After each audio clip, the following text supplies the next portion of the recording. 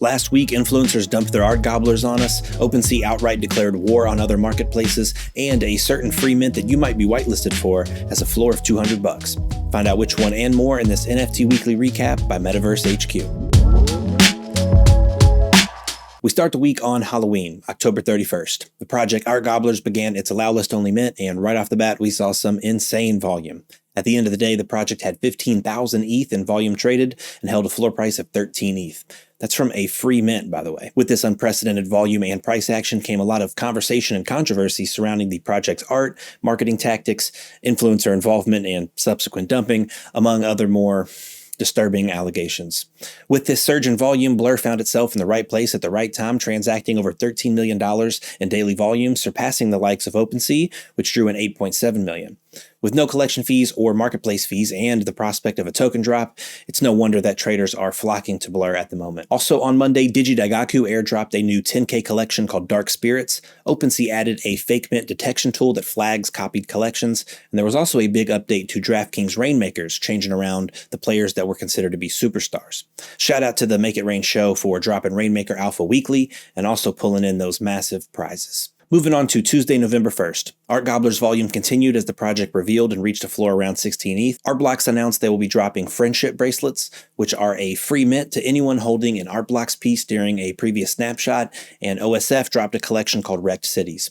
Blur continued to be top dog as far as volume went, and we ended the day with Ethereum just a bit under $1,600. Moving on to Wednesday the 2nd, which saw quite a bit of action as well. KPR minted its initial whitelist phase and saw a ton of volume. Game of Thrones announced they'll be dropping an NFT collection, and Cool Cats airdropped some Halloween poster art to holders of Cool Cats and Cool Pets. We also got two partnerships from MetaMask, one with Hyperplay to inject MetaMask into platforms such as Epic Game Store, and another with NFT Bank for a portfolio management tool. Metaverse HQ also airdropped lifetime MVHQ tokens to Whales, which features artwork by Pop Wonder. On Thursday, KPR minted out the remainder of its supply and dominated volume the rest of the day.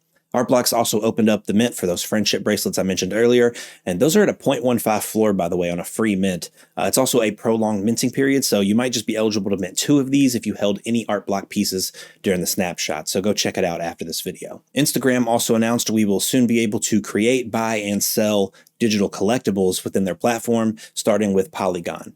Notice the choice of words there?